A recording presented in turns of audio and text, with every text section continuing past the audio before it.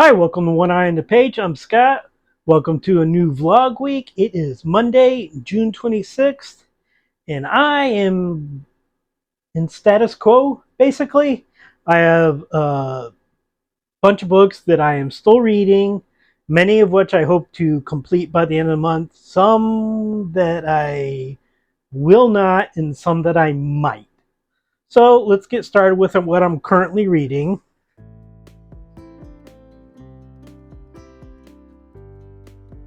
I got One More Thing by BJ Novak, who is the Office actor. I have 7 stories remaining in this, so I should finish it. The stories, for the most part, that I have remaining aren't very long. I have one that's about 20 pages, and I think one that's around 20 pages, but the other ones remaining are like 7 to 9 pages long. As I've said before, this isn't one of my favorite books. It's really a mid-level book. I've found several different ways to say this insultingly, so I'll just say this is the type of book you would expect from the person who acted as that character on The Office. I'm still reading My Heart is a Chainsaw. I've progressed a little bit more today. I think, yeah, I'm like 120 pages into it.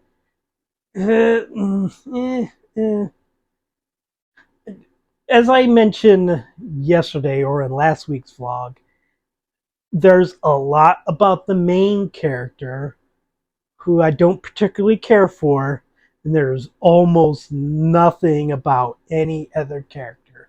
Other characters get mentioned, but all we see is Jade, the main character's point of view on them. And she's not a person with a particularly interesting point of view for me. Now, I'm 120 pages in. I think it's about 400 pages long or so. So, I have almost 3/4 of the way to get through here. Things could change. Things could get better. Goes to Christmas Past. I have 3 short stories in here, so I will definitely finish this. It has the ghost. I've mentioned this before. It has Christmas, but there's not very much that's actually Christmassy about this. Probably the most enjoyable story was the one by Neil Gaiman. That was only a few pages long, and it was not a gentle story. Let me just say it that way. I guess I would say when it comes to Christmas stories, I tend to be a traditionalist. I like happy endings and blessed death, maybe. I can get my death and sadness and tragedy somewhere that's not my favorite time of the year. On a Sunbeam by Tillie Wlden, I'm over 100 pages through here.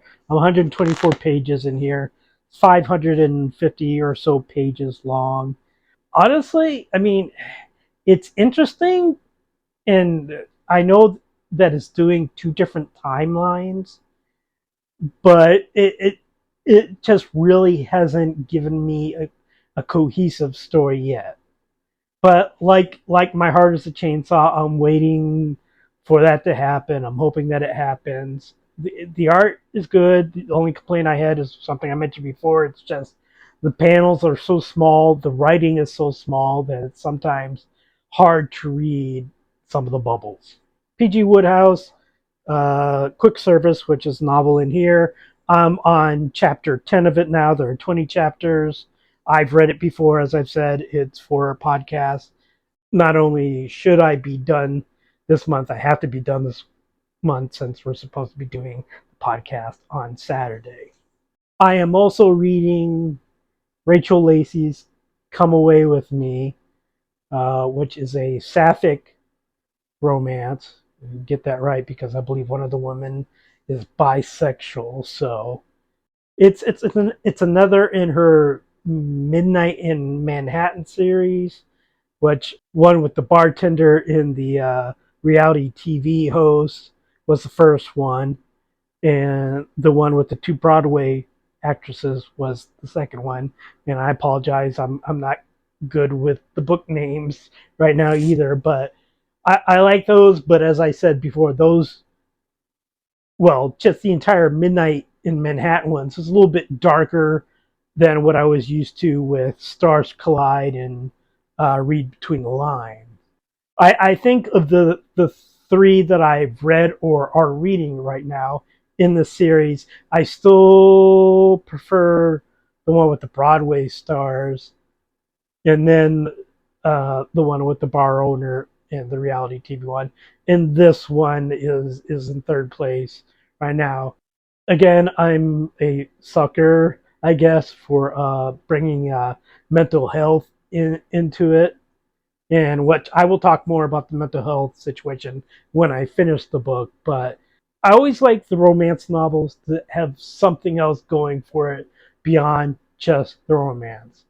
Now it's brought the mental health into this, then it kind of faded away, then it made a big appearance, and now it seemed to fade away again.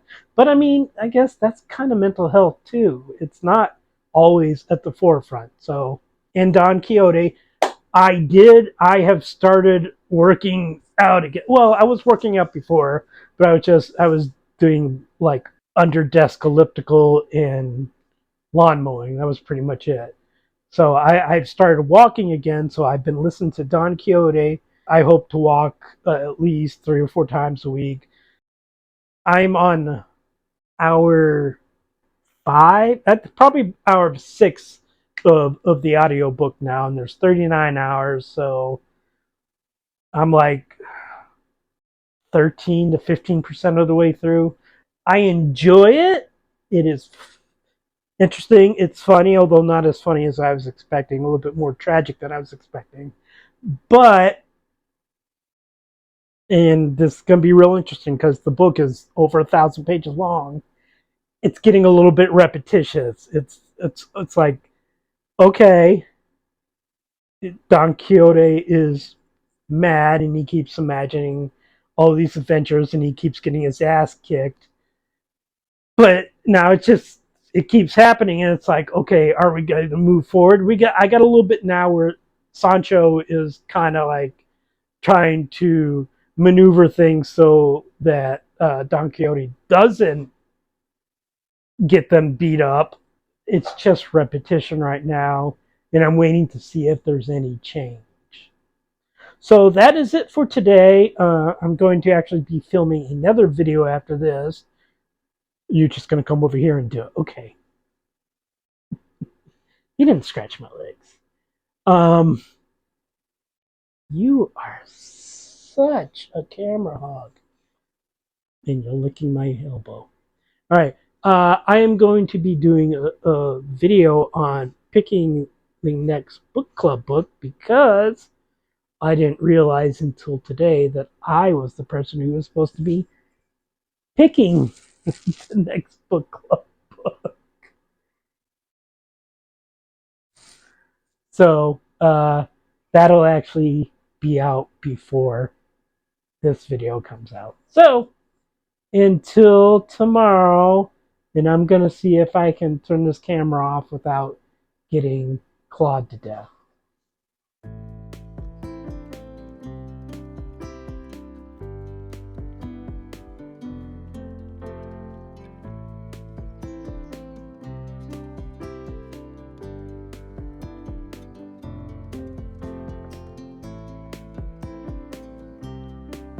It is Wednesday, June 28th. I did not do a vlog entry yesterday. I've decided that I'm not going to do vlog entries on days if I don't really have a lot to say, because I usually just end up repeating stuff that I've already said, and either it gets repeated in the video or I have to actually work to edit it out. I've pretty much read something and everything today. I'm not going to go into it. Nothing's really changed since previous vlog entries.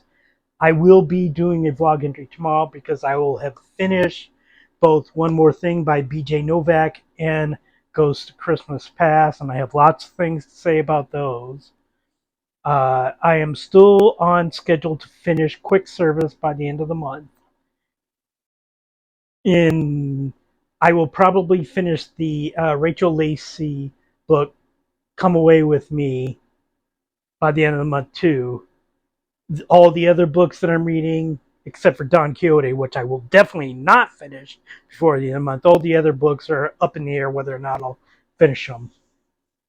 And I'm also planning on this weekend doing both my June wrap up and my half year wrap up.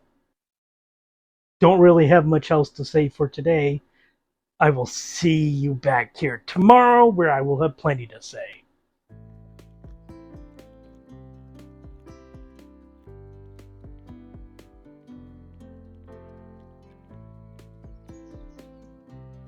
It is Thursday, June 29th. I have finished 2 books today. I want to apologize right now. It's very hot here. It's over 100 degrees and the air conditioner is not working great, so I'm glossing up a little bit here. But I have finished Ghost of Christmas Past. I'll be quite honest, the stories don't particularly stick out well here. I think the one that probably did the best was, I believe it was called Nicholas Was. Yeah, Nicholas Was by Neil Gaiman, and it was only a few pages long. The problem I have with this is, and I said it on the vlog when I first introduced this, is that I love Christmas a lot. I don't have a problem if there are dark Christmas stories, but to me, this was like the debate about whether or not Die Hard is a Christmas movie, but if Die Hard, the only thing that indicated that it was Christmas is in a side shot, you see a calendar that has December up and a few days marked off. There are mentions of Christmas in here, but it does not play much of a part at all in most of the stories. Most of the stories were not memorable, even as simple ghost stories. I gave this one a 2.5 out of 5 stars. I got to be honest, that's probably a little generous. So I did finish that today. And I also finished one more thing by B.J. Novak. Now, I've tried to describe this book a few times, and probably most of the time I came across as a little condescending, maybe. I think the best description I can come up of what this is the New Yorker cartoons. If you've seen them, the one panel thing oftentimes says something that maybe you, me, I don't necessarily understand, that may get a chuckle from you and you don't remember it a few days later. That's what most of the stories in here are. Many of them gave me a chuckle, but very little actually memorable about the stories. I think where Novak's strength is in the longer story. He has 4 short stories in here that are of longer length. For the most part, most of the stories here are like 1 to 4 or 5, sometimes 6 or 7 pages long. But there are, I believe, 4 of them that are either close to 20 pages or over 20 pages. The first one, Sophia, I talked about before, about a man whose sex doll falls in love with him. Not the greatest story in the world, and it covers some areas that we are somewhat familiar with now. I mentioned the movie She, and of course, everything with AI going on right now. And I've seen stories where people have fallen in love with their Siri or Alexa or whatever. But it was still an interesting story, and I liked the way that Novak approached it in that one. The next story was Kellogg's, or The Last Wholesome Fantasy of the Middle School Boy. That's the one story of the longer short stories that did nothing for me. within the last week, really couldn't tell you much about what it was about. It didn't really hold interest. I would say if you want to read his short stories and you don't want to read the longer ones, the rematch about the sequel to A Tortoise and Hare, the comedy Central Roast of Nelson Mandela. I don't think it's a good one, but it's fairly representative of the type of story you'll get in here. The Man Who Invented the Calendar, I actually think that one is humorous. It doesn't really mean much in the long run, but for a read, it is humorous. And I don't think, I'm trying to think of any of the shorter ones that I really cared for. Really, that's about it. But I want to talk about the other longer ones that I read. Oh, one of these days we have to do something about Willie. It's about a group of friends who have this friend Willie who they believe is going off the deep end as far as like partying and alcohol and all.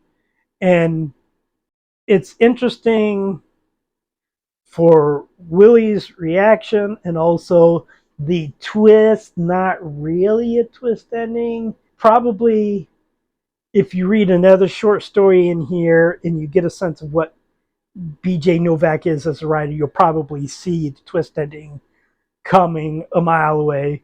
But I still enjoyed the story for what it was. Another short one, the Best Thing in the World Awards.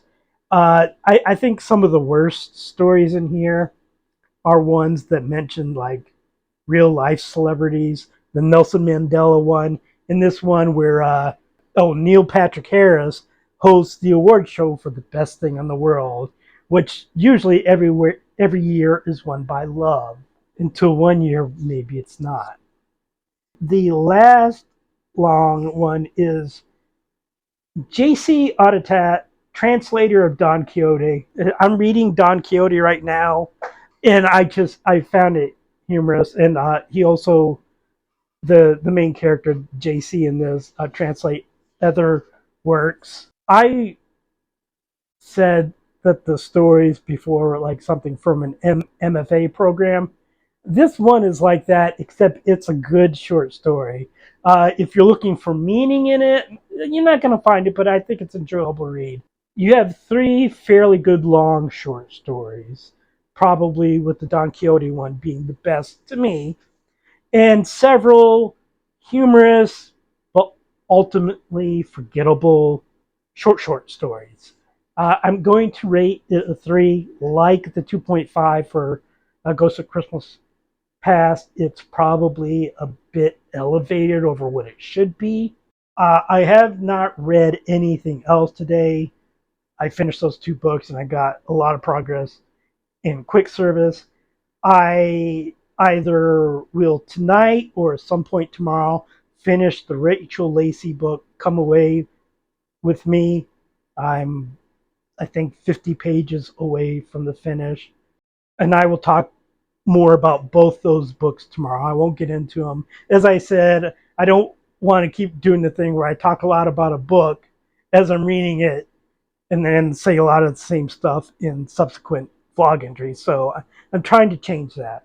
I just got done before I started this with book club where we discussed the Glass Ocean.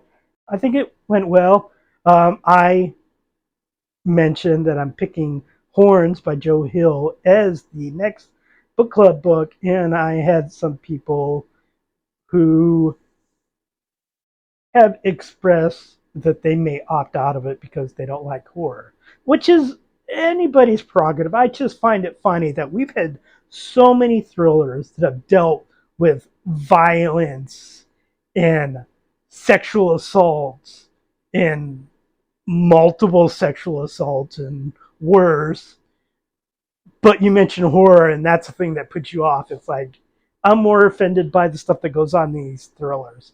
And if anybody's read Horns, I don't really think it's that horrific, but we'll see how that goes. I have to read it again because it's been years since I've read it.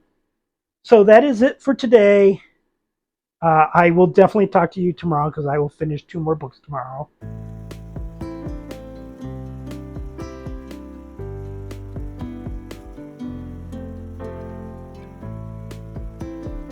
It is Friday, June 30th. It's the last day of June. I did, as I predicted, finish both Quick Service and Come Away With Me by Rachel Lacey. I'm not going to finish any other books this month. I have 4 hours left, so I'm not close enough on any of them to complete it. So, I listened to a little bit of Don Quixote today, but other than that, besides finishing these 2 books, I didn't read anything else. So, Quick Service by P.G. Wodehouse is a book I've read before, as I've said. It's about, man, it's hard to explain. Okay, J.B. Duff, the Ham King, used to be engaged to Mrs. Chavender, who is living with her late husband's sister, Mrs. Steptoe, who's married to Mr. Steptoe. They also have a poor relation, Sally, there. There's a butler, Chibnall, who is engaged to Vera, who works at the pub. And there's Joss Weatherly, who works with J.B. Duff. He's works in advertising. He's also used to be a portrait artist. He drew a portrait of Mrs. Chavender before, which Mr. Duff has seen, and he wants to use it for advertising. Also, he fires Josh for something that happened at work. So get those characters. Oh, there's also Lord Wlden, who is newly engaged to Sally, but even though he's Lord, he's poor. His trustee is J.B. Duff. So Sally goes to J.B. Duff because Lord Wlden is unwilling to ask for money. Duff wants Sally to get the portrait of Mrs. Chavender that belongs to Mrs. Steptoe to use for the advertising. If she does so, then he will give the money to Wlden. Sally had also gone along with seeing Duff about getting the money for Wlden to hire a new valet because Mr. Steptoe goes through them like pennies. So Josh, newly fired, decides he's going to be Steptoe's valet because he, as with most young male characters in Wodehouse novels, has fallen in love with Sally at first sight. He does not know that she is engaged at the moment. So he goes, starts to work as a valet, gets Mr. Steptoe on line. Sally's trying to steal the portrait, and Mr. Steptoe wants the portrait stolen too, so that he can get money, so that he can move back to Hollywood, where he was doing like extra work there, and he'd actually gotten a speaking role in some parts. He doesn't like living in London. Also, Duff has come to be close by for whenever somebody steals it. He is wearing a fake mustache so that he's not recognized by Mrs. Chavender. Mrs. Chavender has her own issues going on, and that's further on into the novel, so I won't get in there. So as you can see, it's like a huge cluster, but what Wodehouse does so masterfully is that he is able to have all these characters basically perform these intricate dance moves around each other without stepping on each other's toes, getting each other's way. No character takes up too much space that they become annoying, which is something that has happened with previous Wodehouse books. Nobody's perfect. It was the first Wodehouse book that I read last year. I had previously read some Jeeves books like many, many years ago, but when I decided to read all of Wodehouse, it was the first one I read when I got back into it, and it's probably one of the best Wodehouse books. Personally, for me, I like other characters and other books more, but as a novel standing on its own, it's pretty damn good. It gets my first 5-star of the year. And we're going to be doing a podcast on it in a few days. It's going to be interesting to see what Robin has to say about it. Then there's Come Away With Me by Rachel Lacey. I talked a little bit about it in the in past. I was pretty much looking in her Midnight in Manhattan books, which there are 4 of, and this is the third one which I've read. It's been kind of like, oh, these are pretty much all 3.5 stars. It's interesting, but not overwhelmingly so. And I was thinking going there with this one, the TV actress who develops anxiety uh, being out in public for reasons that are quickly brought up in the book. She saw, well, somebody unalive themselves on the subway. It develops into a romance between her and a flight attendant. And basically, well, one, the relationship moves pretty quickly, and I was like enjoying it fairly well until today, and then it just completely moved in a different direction. And honestly, it's the last 2 chapters. Like, something happens in the last chapter before the epilogue, and it's like I still don't understand after finishing why it happened, what it really contributed to the book. It wasn't anything monumental, but I'm like, I don't get it. What's the point? And and then the epilogue is, it's just kind of like you built up some stuff in the final chapters that I didn't particularly care for, because something I do like about Rachel Lacey is like she tends to address but also move around some of the common romance. Oh no, this may make their relationship go off course. And she kind of goes into it here, and then it's just, she goes past it with just kind of a shrug. I don't know. The ending really took it down for me. I was, I think, 220 pages in this morning, and the book itself's like in the 270 page range. Uh, I would say probably through 240, 250 pages of it that I'm like, okay, yeah, this is a 3.5 star. Not great, but good. Uh, but with the final chapters and just the why did this happen, I got to go down to just 3 stars. I think all the I do know that the apparently the last Midnight in Manhattan book is about a jewel thief or some type of thief, and I don't know. I'm not going to say I'm not going to read it, because I've said I'm not going to read romance novels here before, and I don't know how many I've read this month, but 15, 18, somewhere around there or something. But I'm not necessarily looking forward to it. Doesn't mean I won't read it, but I'm not particularly looking forward to it. So, an excellent book, a book I thought was going to be good, that was a disappointing end. I have plenty of books that I have to finish reading in July, and hopefully more new and interesting books to pick up. So I will talk to you tomorrow. Hello, it is Sunday, July 2nd. Just a real quick update today to finish up the vlog for the week. I have done very little. After finishing the 2 books on Friday, for the most part, I kind of took a short mini break from reading.